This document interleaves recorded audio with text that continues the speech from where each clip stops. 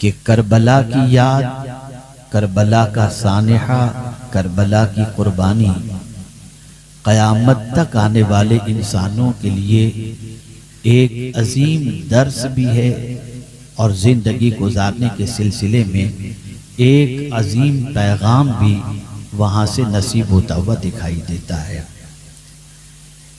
अगर मैं सिर्फ 2 लफ्ज़ों में पूरी गुफ्तगू को समेटना चाहूँ तो समेट सकता हूँ और समझाना चाहूँ तो समझा सकता हूँ। करबला में इमाम हुसैन ने सिर्फ जीने का सलीका नहीं सिखाया बल्कि मरने का भी सलीका सिखा दिया। जिया कैसे जाए ये तो सब बताते हैं, मरा कैसे जाए ये हुसैन बता रहे हैं।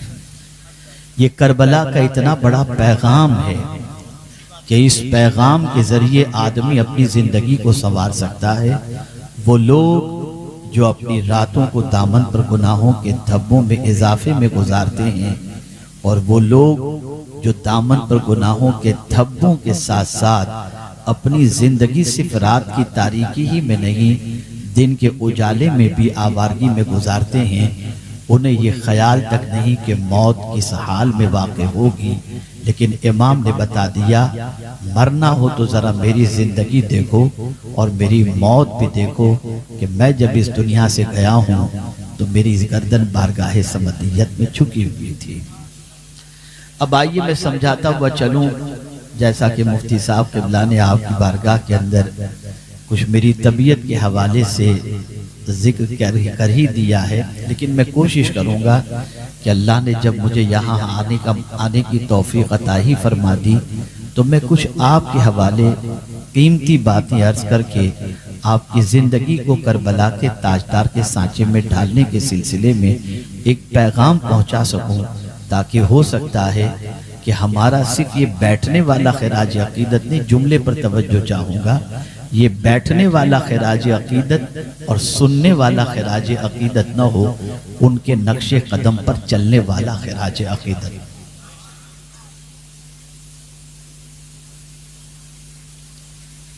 इसलिए कि इमाम ने सिर्फ इसलिए कुर्बानी नहीं दी थी कि उनकी याद की महफिलें सजाई जाए, इमाम ने तो इसलिए कुर्बानी दी थी कि कोई यजीद के नक्शे कदम पर न चले।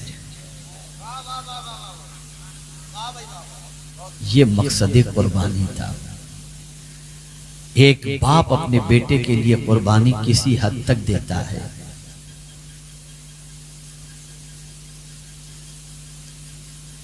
एक भाई अपने भाई के लिए कुर्बानी किसी हद तक देता है।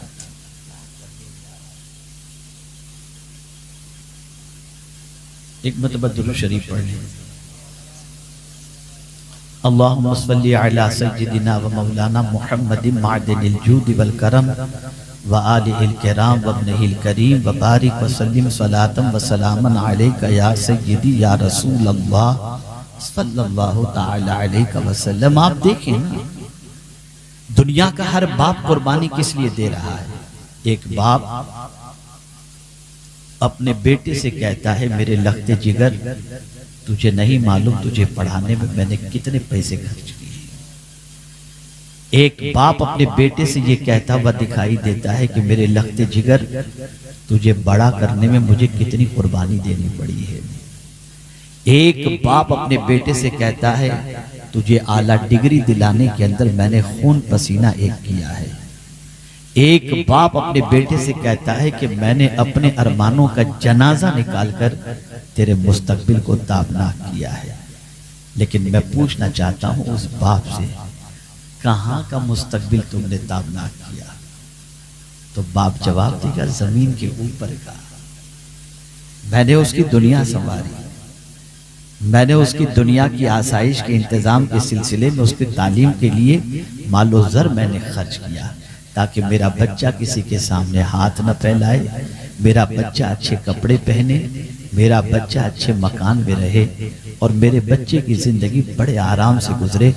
और कभी कभी मौत की दहलीज पर वो बाप जिसने बहुत ज्यादा सरमाया इकट्ठा किया है, वो अपने बेटे से कहता है बेटे बड़ी मेहनत से मैंने घर बनाया, दुकान बनाई, तो इसमें इजाफा करना, बेच के खा मत जाना, ये एक बाप का पैगाम होता है। लेकिन जिस बाप की निगाहों में कुरान मौजूद हो, अल्लाह की किताब मौजूद हो, वो इनकी फिक्र से ज्यादा कि बच्चे का मुस्तकबिल खराब न हो, उसे हाथ फैलाना न पड़े, इसकी फिक्र भी करता है। लेकिन इससे ज्यादा फिक्र अगर किसी चीज की करता है तो कुरान कहता है इज़ हदर याक़ूब अल मौत इज़ क़ाल लिबनी मा तअबुदून मिन बादी क़ालू नअबुदु इलाहक व इलाह आबाइक इब्राहीम व इस्माईल व इसहाक़ इलाहन वाहिदा व नहनु लहू मुस्लिमून। वो बाप जिसे अपने बच्चे के मरने के बाद की फिक्र होती है, वो बाप अपनी मौत की दहलीज पर पहुंचने से पहले अपने बच्चों को जमा करता है। हजरत याकूब अलैहिस्सलाम अपने वसाल से पहले अपने बच्चों को, पोतों को जमा करके सवाल पूछते हैं, मेरे बच्चों बताओ मेरे बाद तुम किसकी इबादत करोगे? अल्लाहु अकबर। सब ने जवाब दिया, आपके रब की, इब्राहीम के रब की, इस्माइल के रब की, इसहाक के रब की, एक रब की हम इबादत करेंगे और हम मुसलमान हैं। हजरत याकूब अलैहिस्सलातु वस्सलाम ने फिक्र अता फरमाई, ऐ बच्चों की जमीन के ऊपर की जिंदगी की फिक्र करने वालों, जरा ये भी सोचो कि बच्चे के मरने के बाद भी तो फिक्र करो, इसलिए कि यहाँ अगर तुम फिक्र न भी करोगे तो कई फिक्र करने वाले पैदा हो जाएंगे। आप देखते होंगे दुनिया में हर परेशान हाल की मदद करने के लिए इंसान दस्ते ताउन बढ़ाता नजर आता है, लेकिन कब्र के अंदर पहुंचने के बाद न बाप अंदर जाता है, न माँ अंदर जाती है, न भाई अंदर जाता है, न बेटा अंदर जाता है, कोई किसी की कब्र के अंदर जाता हुआ दिखाई नहीं देता।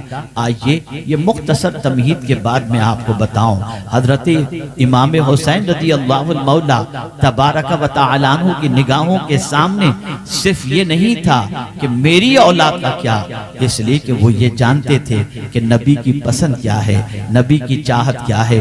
उन्होंने अपने नाना जान के हवाले से अपनी वालिदा से सुना था, अपने वालिद से सुना था, अपने भाई से सुना था कि नाना जान जब इस फर्श गीती पर तशरीफ लाए ना तो आपके लभाए मुबारक पर जुम्बिश थी और फर्श गीती पर तशरीफ लाते ही सजदे में थे, सजदे में तशरीफ ले गए और रब्बे हबली उम्मती फरमाया। अल्लाहु अकबर। इसी तरीके से इमाम हुसैन जानते थे कि वैसाल के वक्त भी लभाए मुबारक पर जुम्बिश थी, वहां भी रब्बे हबली उम्मती की सदा थी।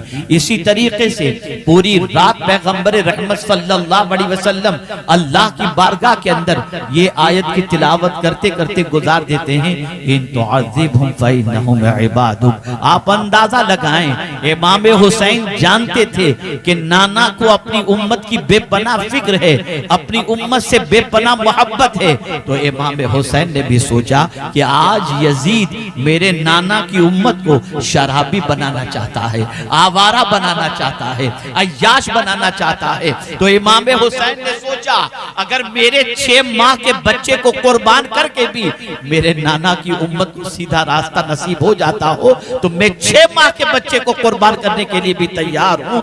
इमाम ने 6 माह के बच्चे को भी कुर्बान किया, जवान साल बच्चे को भी कुर्बान किया और अपने भांजे को भी कुर्बान किया, भतीजे को भी कुर्बान किया। और हमें क्या बताया?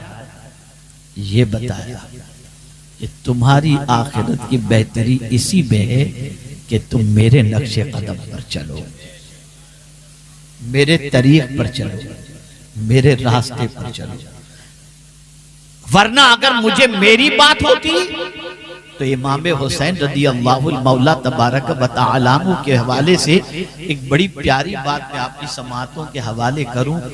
दुनिया को डिग्री मिलती है, दुनिया के इंसान को इम्तिहान के बाद, इम्तिहान के बाद डिग्री मिलती है। लेकिन ए हसन और हुसैन आपकी अजमतों पर कुर्बान, इम्तिहान से पहले ही मुस्तफा ने नौजवानाने जन्नत के सरदार की डिग्री अता फरमा दी। आप जरा देखें और अंदाजा लगाएं, ऐ रसूल गिरामी वकार सल्लल्लाहु तआला अलैहि वसल्लम के दीवानों, ताजदारे करबला इमाम हुसैन रज़ी अल्लाहु तआला अन्हु की याद की महफिल में आने वाला मुझे अफसोस होता है, बड़ी मादरत के साथ मैं अर्ज करता हूँ, सदियों से जिक्र इमाम चल रहा है, लेकिन जरा देख लीजिए आप कितना फर्क आया। बल्कि आज मैं बता दूं, मैं ये तो नहीं कह सकता कि बिल्कुल फर्क नहीं होगा, लेकिन करबला के ताजदार की शहादत के वाकयात को सुनने के बाद हमारी जिंदगी में क्या फर्क पड़ता है, क्या सबक हासिल करते हैं? क्या हमने ये आज़्म किया कि हम इमाम के नक्शे कदम पर चलेंगे? नहीं। क्या हमारी जिंदगी गुनाहों से बचने में गुजरने के सिलसिले में हमने अहद किया? नहीं। हमने गुनाहों से अपना रिश्ता तोड़ा? नहीं। हमने भाइयों के हुकूक अदा करने का आज़्म किया? नहीं। कुछ भी नहीं, बस आते हैं, सुनते हैं, खाते हैं, न्याज लेते हैं, चलते बन जाते हैं। इन रस्मों से बाहर आओ, इन रस्मों से बाहर आओ, इस चीज की तरफ अपनी तवज्जो को मबजूल करो। क्या इमाम, आपने जिस मकसद के लिए कुर्बानी पेश की थी, हम आपकी इस कुर्बानी के मकसद को सीने से लगाने के लिए तैयार हैं। अगर इस पैगाम पर आपने लब्बैक कहा और इसको अपनी जिंदगी में आपने इख्तियार कर लिया, तो मैं यकीन के साथ कहता हूं, हल जज़ाउल एहसान इल्लल एहसान। याद रखिएगा, इमाम हुसैन तो वो सखी इब्ने सखी हैं कि अगर कोई उनके पैगाम पर अमल कर ले तो वो अपने पैगाम पर अमल करने वाले को उस वक्त तक वो खुद जन्नत में नहीं जाएंगे जब तक कि उसको अपने साथ लेकर के जन्नत में तशरीफ न ले जाए।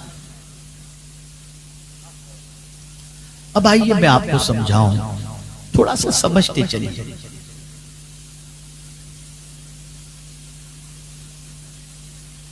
दुनिया में तवज्जो चाहूंगा, दुनिया में हर इंसान की ये तमन्ना होती है कि मुझे कोई तकलीफ ना हो, मैं बड़े मजे से अपनी जिंदगी गुजारूं।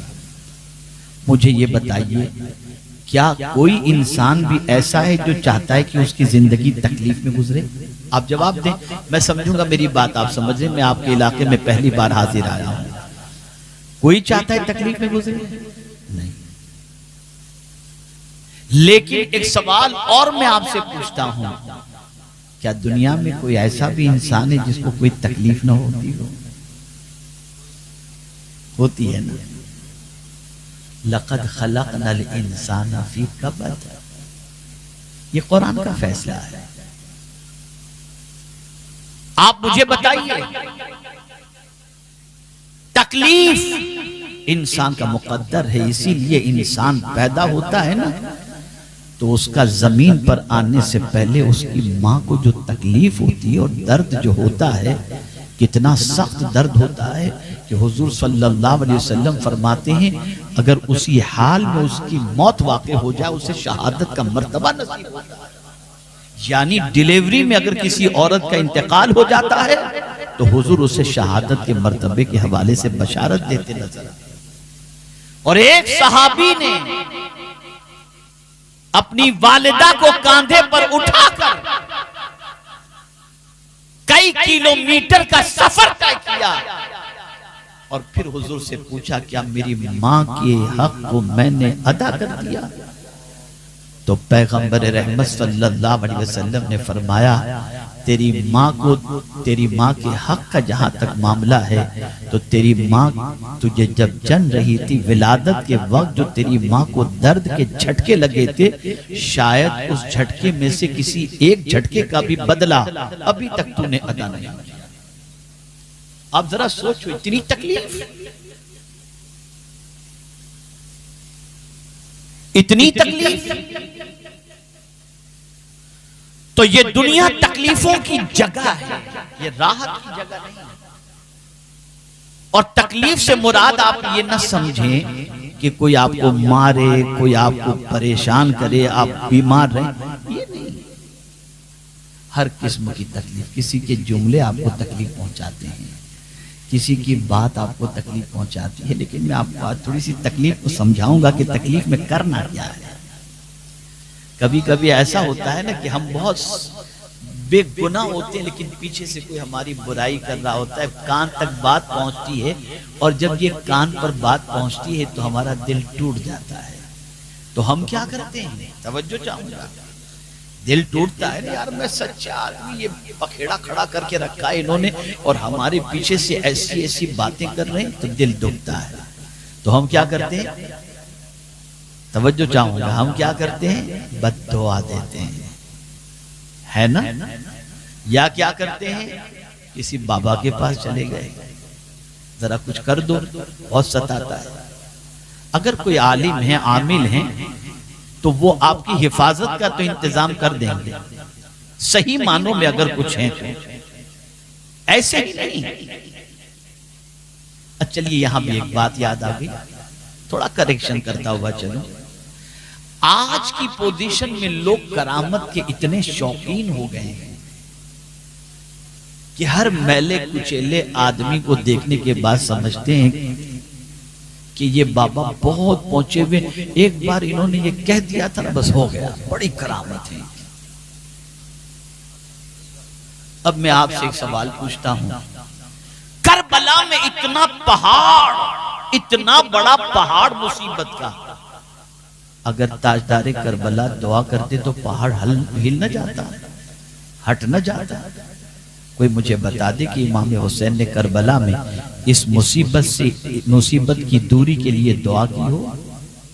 अरे हद तो ये है कि विलादत के साथ ही शहादत की शोहरत, नाना जान भी दुआ नहीं कर रहे, इम्तिहान न हो, वालिद भी दुआ नहीं कर रहे हैं कि इम्तिहान न हो, बल्कि उस जगह की मिट्टी को पेश किया जाता है कि जब ये खून हो जाए तो समझ लेना कि हुसैन शहीद हो गए। आप जरा सोचो, बहुत समझने की बात है, बहुत समझने की बात है। आज इंसान करामतों के पीछे भागता है, ये नहीं देखता कि जिसको वो साहिब करामत समझ रहा है वो नमाज पढ़ता भी है कि नहीं पढ़ता, वो शरीयत पर अमल करता भी है कि नहीं करता, हलाल व हराम का ख्याल करता है कि नहीं करता, खवातीन के साथ उसके रवैये क्या हैं, इन सारी चीजों की वो परवाह नहीं करता। वो तो बस बड़े पहुंचे हुए बाबा हैं, करके चला खुद भी और लेके भी चला खवातीन को, और कहता है ये बड़े पहुंचे हुए हैं और ये सारी चीजें होती हैं। मैं आपसे पूछता हूं, आपकी छोटी सी मुसीबत दूर करने के लिए न जाने आप कहां कहां जाते हैं। ऐ करबला के ताजदार, इतनी बड़ी मुसीबत कि बच्चा भी शहीद हो गया, नौजवाना ने अहले बैत भी शहीद हो गए, आप क्यों दुआ नहीं कर रहे हैं? तवज्जो चाहूंगा, शायद जिंदगी भर का एक कंफ्यूजन आपका दूर हुआ है। मैं गुज़िश्ता जुम्मा को तफसीर पढ़ रहा था फजर की नमाज के बाद, तो पढ़ते हुए मैं किसी एक और आयत की तफसीर तलाश कर रहा था, लेकिन एक तफसीर मेरे सामने आई और उस तफसीर को जब मैं देखने लगा फहरिस्त, तो वहां पर जो है वो सूरह फातिहा की तफसीर के अंदर टाइटल जो था फहरिस्त के अंदर वो ये था, इस्तिकामत न के करामत। तो मैं थोड़ा चौंका, मैंने कहा ये मेरी मौजू की मुनासिबत से है। मैंने फौरन जो है वो सफ़े पर मैं सफ़े की तरफ गया, उस सफ़े की तरफ जहां से मुतालिक उसके अंदर फहरिस्त में मौजूद था। जब मैं उस सफ़े पर पहुंचा तो वहां हजरत जुनैद बगदादी का कौल मौजूद था। तवज्जो चाहूंगा, क्या कौल था हजरत जुनैद बगदादी अलैहिर्रहमा का? कौल ये था, अल्लाह अल्लाह जिंदगी बदल दे, ऐसा कौल था। फरमाते हैं इस्तिकामत का तालिब खुदा है, करामत का तालिब बंदा है। तो करबला में पोजीशन ये थी कि हुसैन को कुरान के रास्ते से हटाने के लिए 22,000 का लश्कर लेकर आया गया। तो हुसैन ने कहा आज करामत नहीं दिखाऊंगा, आज इस्तिकामत दिखाऊंगा। लगा ले तुझे जितनी ताकत लगानी है, हुसैन का एक कदम भी कुरान से हटेगा नहीं, शरीयत से नहीं हटेगा। पता चला शरीयत पर कायम रहना इससे बढ़ करके कोई दूसरी करामत है ही नहीं। नारे तकबीर, नारे रिसालत, मसलके आला हजरत अल्लामा मौलाना शाकिर अली नूरी साहिब किबला। इस्तिकामत सबसे बड़ी करामत है।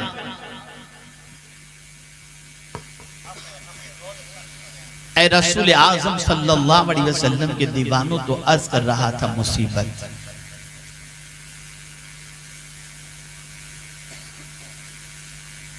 आकाए करीम सल्लल्लाहु ताला अलैहि वसल्लम इरशाद फरमाते हैं, दीन के रास्ते में सबसे ज्यादा मैं सताया गया।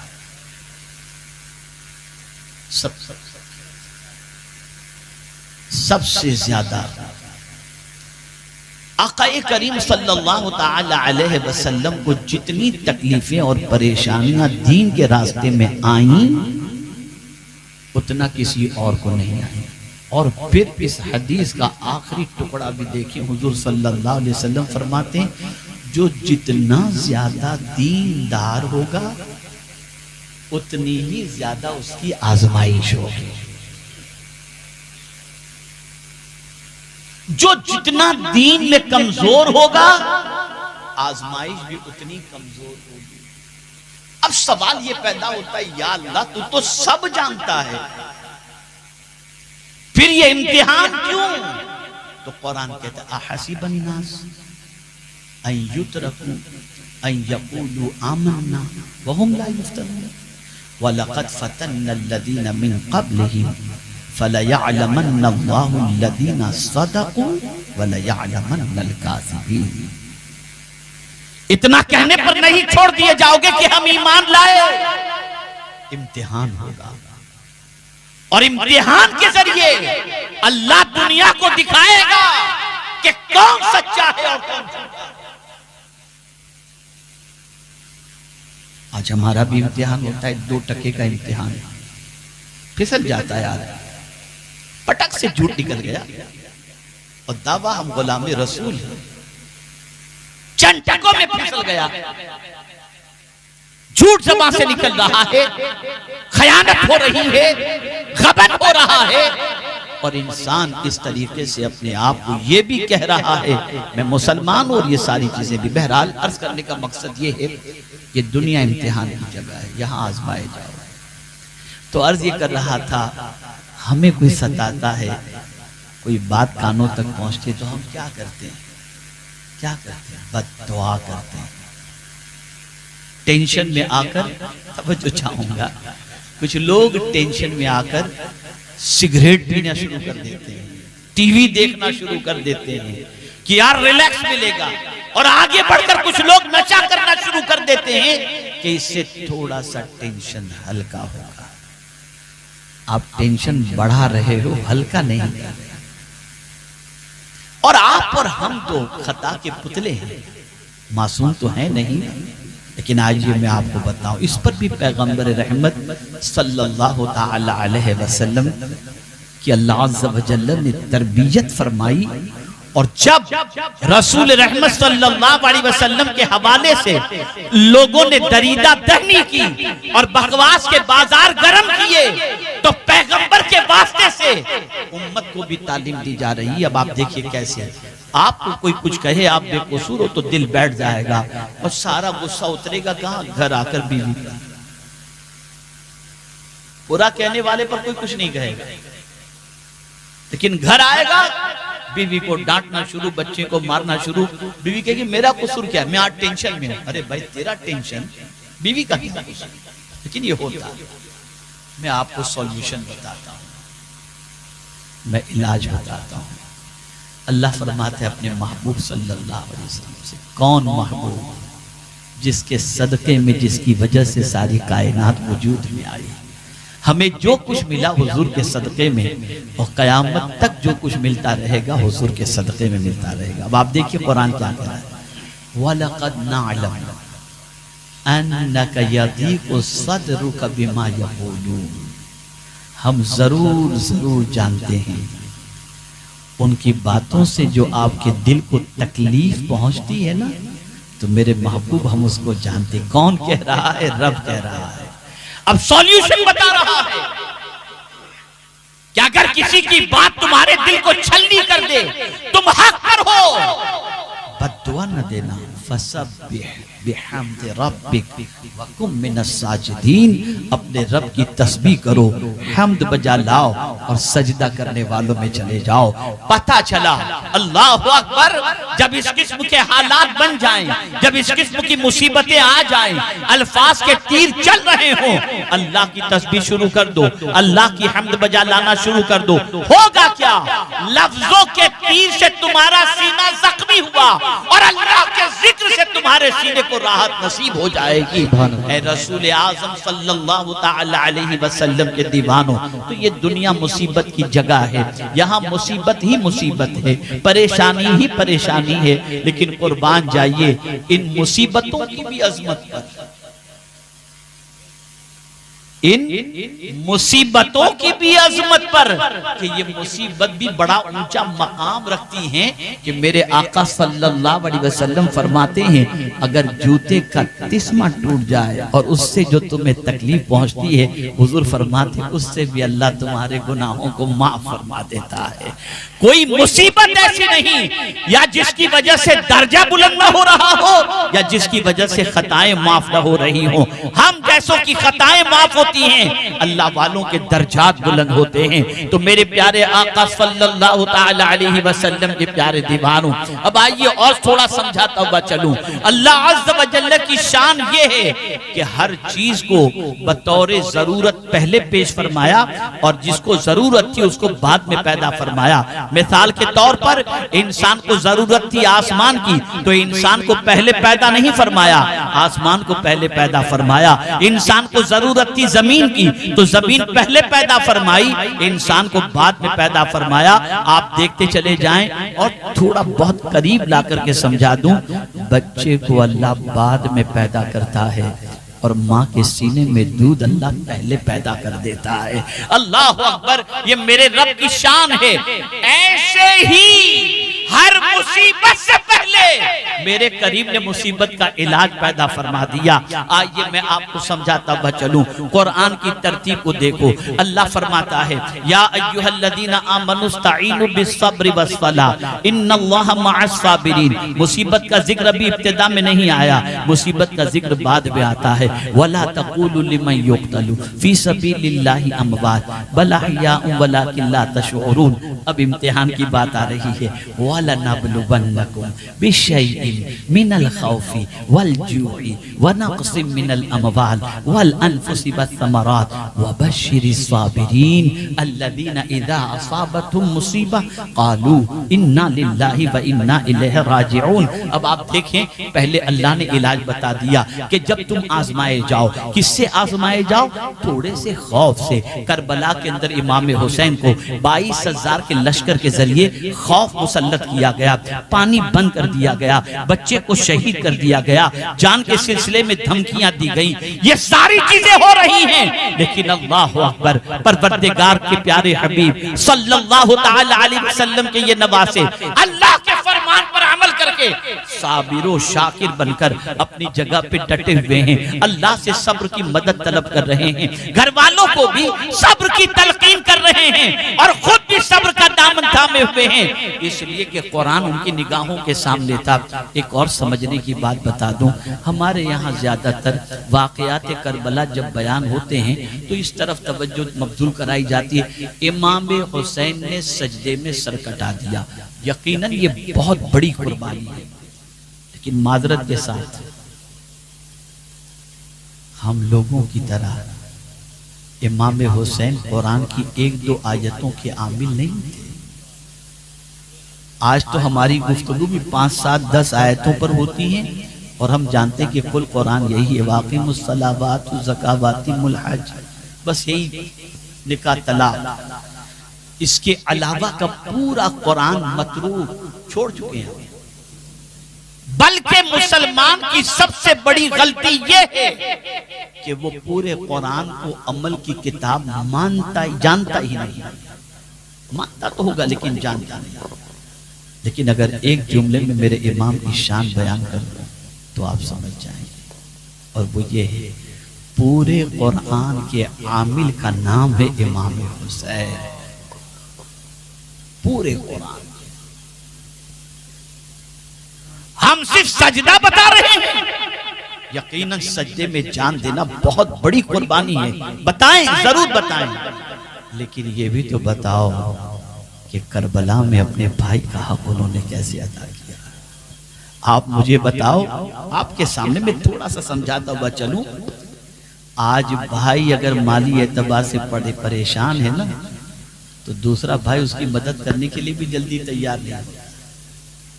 ठीक है। और ज्यादातर दो भाई एक फैमिली के एतबार से रहते होते हैं। जुदाई कब आती है? जब उनके बच्चे बड़े होते हैं। जहां बच्चे बड़े हुए झगड़े शुरू, अब सेपरेशन हो जाता है। बहन की शादी हो गई तो भांजों का मामला भी आप देख सकते हैं। तो इस तरीके से आप अगर देखें, भाई भाई के झगड़े नजर आते हैं, भाई बहन के झगड़े नजर आते हैं, और ये सारे झगड़े नजर आते हैं। कोई भाई आज के दौर में अपने भाई को माली मदद करने के लिए तैयार नहीं होता। मेरे इमाम, ये क्या बात है कि करबला में आपके भाई आप पर जान निछावर करने को तैयार है? जरा सोचो तो सही। तो यहां ये चीज वाज़ेह तौर पर समझ में आती है कि इमाम हुसैन ने अपने भाइयों का हक इस तरीके से अदा किया था कि करबला में जब अपने भाई के सामने ये मरहला आया, हालांकि इमाम हुसैन ने सबसे कहा था रात की तारीकी में चले जाओ, इनका मामला मुझसे है, लेकिन कुर्बान उन भाइयों की अजमत पर कि सब इमाम पर निसार होने के लिए तैयार थे। भतीजे, अरे बहन अपनी गोद खाली करने को तैयार, अपना बच्चा पेश कर रही है। भाई तू पहले नहीं जाएगा, मैं अपने बच्चे को पहले कुर्बान करूंगा। ये उसी वक्त मुमकिन है जब सबके हक अदा किए गए हों, और इस सब का हक अदा करना ये कुरान का फरमान है, मुस्तफा प्यारे सल्लल्लाहु अलैहि वसल्लम का फरमान है। तो करबला का सिर्फ एक आयत पर अमल का मामला नहीं था। करबला में अगर इमाम हुसैन की जिंदगी को देखना है और समझना है तो यूं समझो, पूरे कुरान मुकद्दस के आमिल का नाम है इमाम हुसैन। अब आप देखिए, कुरान ने कहा कि जब तुम्हारी आजमाइश हो, करना क्या है? इस्ताईनु, मदद तलब करो। किससे? बिस्सब्र, सब्र से, वस्सला, और नमाज से। सब्र से मदद तलब करो। इसलिए कि मैं आपको बताऊं, मौलाना रूम रहमतुल्लाह ताला अलैह फरमाते हैं, मैंने सारी तस्बीहात का जायजा लिया, लेकिन मुझे कोई तस्बीह भी सब्र से बड़ी तस्बीह नजर नहीं। सब्र ऐसी तस्बीह, इसलिए कि हर तस्बीह का सवाब है इतना कि लिमिटेड, लेकिन अल्लाह अकबर, जब मैं कुरान देखता हूं तो उसमें सब्र ही ऐसा अमल है और ऐसी तस्बीह है कि इसका सवाब अल्लाह ने बेहिसाब रखा। इन्नमा युवफ़्फ़स साबिरून अजरहुम बिग़ैरि हिसाब। हज़रत लुक़मान ने अपने बेटे को किस चीज की नसीहत की? या बुनय्या अक़िमिस सलाह वअमुर बिल मारूफ वन्हा अनिल मुनकर वस्बिर अला मा असाबक इन्न ज़ालिका मिन अज़्मिल उमूर।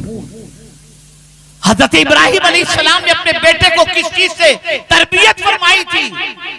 जो तरबियत पुकार उठी जब हलक पे छुरी चलाने का इरादा आपने फरमाया, तो यही तो कहा था, या अबती फ़अल मा तुअमर सतजिदुनी इंशाअल्लाहु मिनस साबिरीन। अरे हुजूर से भी रब ने फरमाया वस्बिर कमा सबरा उलुल अज़्म मिनर रुसूल।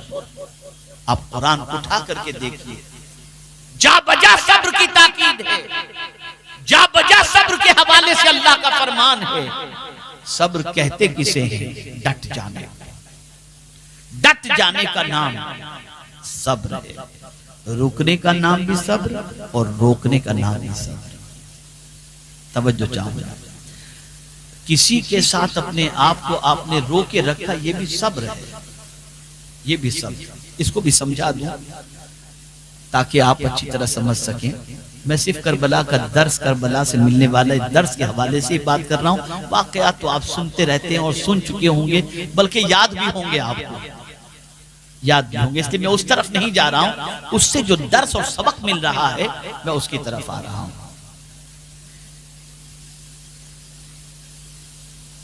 किसी के साथ अपने आप को रोके रखना, इसका नाम भी है सब्र।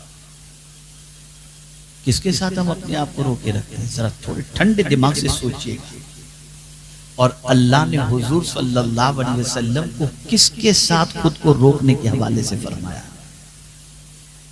रब फरमाता है हुजूर सल्लल्लाहु अलैहि वसल्लम से, वास्बिर नफ्सका मअल्लज़ीना यदऊना रब्बहुम बिलगदाति वल आशी। अपने आप को उन लोगों के साथ रोके रखिए जो सुबह शाम अल्लाह को याद करते हैं।